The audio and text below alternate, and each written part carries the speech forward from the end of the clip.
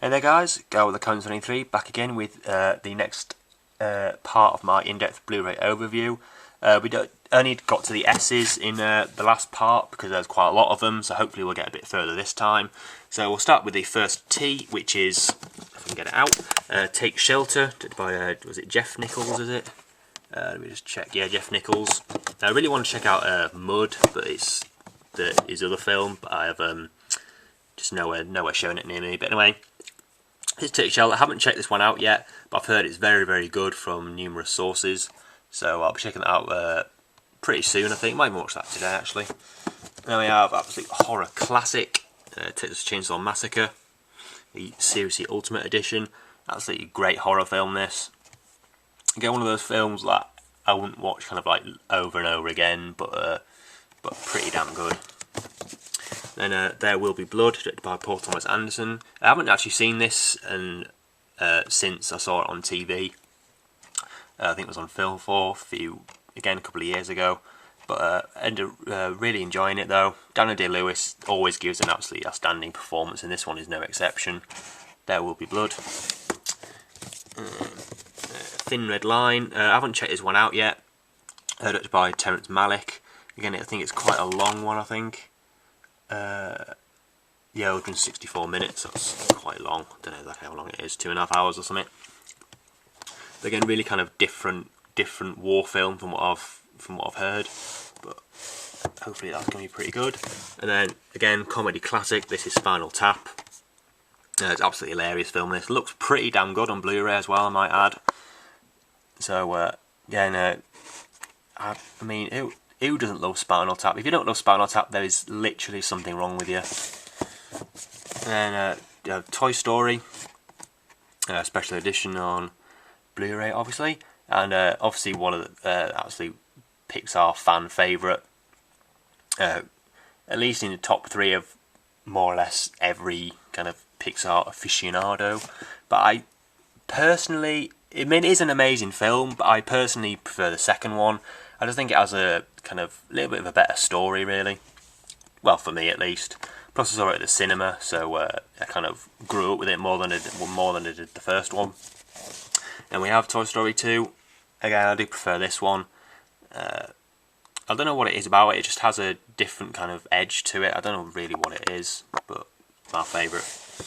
And then we have Train Spotting. I believe, no, it's not Danny Boyle's first film. That was Shallow Grave, I think. But anyway, Train Spotting, starring Ewan McGregor.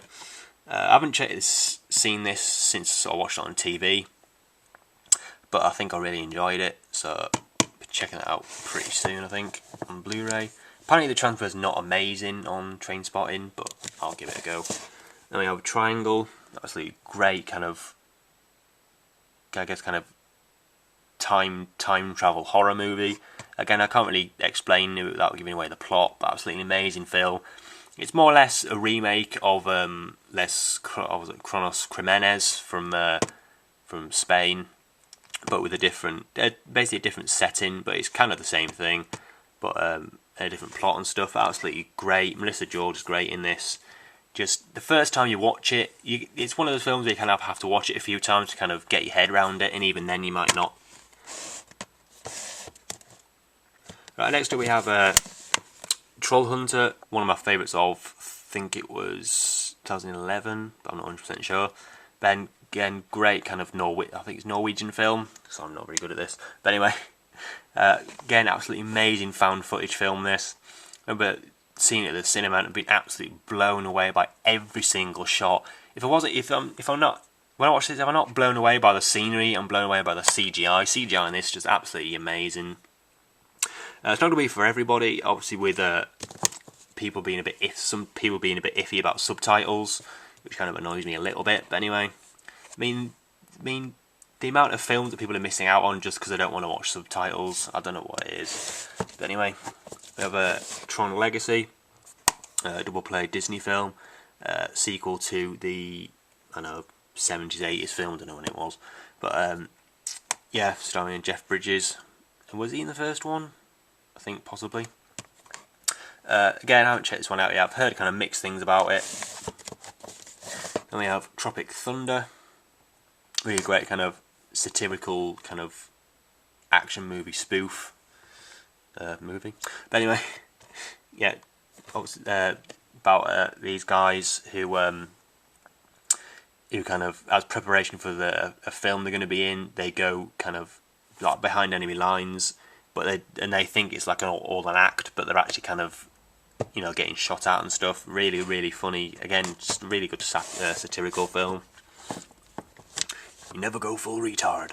And next we go True Grit, the Coen Brothers remake of the John Wayne film. Again, one of my favourites of the year it came out. Haley Steinfeld gives an absolutely outstanding performance. I wish she would have won the Oscar, to be honest, but she didn't. And she's kind of career's kind of kick-starting a bit more. She was kind of in this film, and she was in nothing for years. Now she's in like 3 films coming out in the next like 4 months or something. Anyway, this is the first film, True Grit. Great, again, great Coen Brothers film. Got a lot of 5-star reviews, and I absolutely agree with that. Then we have True Romance, written by Quentin Tarantino and directed by, sorry, I don't know, Tony Scott. I was going to say Oliver Stone, but Tony Scott. Again, great. Again, another one of those films I haven't seen for a while, but pretty good from what I do remember. Also starring the late great James Gandolfini. Then we have Trust. This is a great kind of US drama directed by David Schwimmer and starring Clive Owen, Catherine Keener. It's quite pretty dark subject matter. Basically, kind of tackles the subject matter of kind of online grooming. You know, like the thing about this guy's daughter who kind of starts a kind of online relationship with a man, and then kind of they meet up in a hotel room, and it's kind of how that affects different people in different ways. But again, really, really kind of just kind of not exactly. I mean, I watched it with my mother, which is not advisable at all. But again, really, really good film. Then 12 Monkeys, directed by Terry Gilliam, starring Bruce Willis and Brad Pitt. I never kind of seen anything about this. Never seen trailers. Never seen clips. Never seen anything about it, which is probably a good thing. But because I've heard it's kind of a little bit of a kind of a surrealist film. Then we have 28K, a British film about kind of, again, intertwining stories about this woman's brother who gets arrested for murder, and her trying to clear his name, kind of how the different characters come into play. Then we have Tyrannosaur, Paddy Considine's directorial debut. I really hope he directs something else soon, because this was absolutely amazing. The more when I saw it at cinema, I was kind of a little bit underwhelmed with it, but then I watch it more and more and more, and I absolutely love this film. It's absolutely amazing. So yeah, Tyrannosaur. I hope he directs something else in the future. And then United 93, a dramatised version of what happened on September 11th. Really, it's one of the films where you know what's going to happen, but it makes it no less kind of tense. You're on the edge of your seat every single second of this film, even when they're not on the plane. It's absolutely amazing. Paul Greengrass, he directed Born, Supremacy and Ultimatum. Absolutely great. Just absolutely amazing film.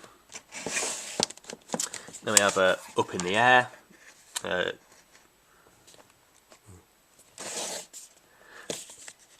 Next we have Up in the Air, directed by Jason Reitman and starring George Clooney. Again, really surprised me how good this film was. Kind of, I didn't expect it to be what the kind of film it was. It had this pretty cool indie vibe to it, which I really liked. Wallace and Gromit, the complete collection. Now, I was kind of debating whether to put this with my TV things, but I thought, screw it, I'll put it with the regular movie Blu-rays. An absolute classic claymation brilliance. And we have War of the Worlds. Oh, sorry, that contains Grand Day Out, Wrong Trousers, Close Shave, Matter of Loaf and Death. So it's not exactly complete because the film isn't in there, but the film isn't even out on Blu-ray yet, hopefully. But again, next, War of the Worlds, directed by Steven Spielberg. I actually quite like this one. It's kind of underrated in my opinion. I really quite liked it, but a lot of people don't, but I really did. And then a newish pickup, Warm Bodies. I haven't checked this one out yet, but I'm always glad to seen Nicholas Hoult in American roles, so I've heard it's kind of a pretty good kind of twist on the whole teen, well, was it a teen zombie genre, but the zombie genre in general. Next we have a Willy Wonka and the Chocolate Factory, classic family film. It's absolutely great. Again, what can you say about that hasn't been said? Obviously, we don't count the Tim Burton remake, because that's absolute shite. Then we have The Wrestler, directed by Darren Aronofsky, starring Mickey Rourke. Again, great indie film. This, absolutely love this one. Great documentary on this, how they made the film is really good as well. And then next one, the last four. First up, we have X-Men: The Last Stand. I've only seen the first one, but I've heard this isn't the best, or I've heard it's actually the worst. And get it out. Then we have Y Tu Mamá También. Great Spanish film. This directed by Alfonso Cuarón, who directed other stuff, but directed Harry Potter and the Prisoner of Azkaban, and really great, really kind of really great, funny kind of, I wouldn't call it a sex comedy, but it has quite a lot of sex in it. But like I said, just a really kind of fun comedy, but it's not one you want to watch with your parents, I'll say that. Next up, the penultimate title, Your Sister's Sister, starring Rosemary DeWitt, Emily Blunt and Mark Duplass. I haven't checked this one out yet. I wanted to see this at the cinema, but I just never got around to it. So I don't know when I'll be watching that, but not only desperate to watch it. And last one for this part, we have Zack and Miri Make a Porno, written and directed by Kevin Smith. And it is, some of the dialogue in this even shocked me, and some of the stuff that happens. But again, just really it's a good entry into the Kevin Smith series of films. It doesn't fit in the kind of the View Ask universe anywhere, but doesn't really need to be quite honest. But anyway, really good about a comedy about two flatmates who live together who need to pay their rent, so they decide to make a porno, hence the title. And that is about it, and that'll be it for this part. Got all the way to the Zs, and the next one I'm not 100% sure whether I'll bother doing all these, because nothing's really changed since last time, but I still might do. But like I say, that's it for this part.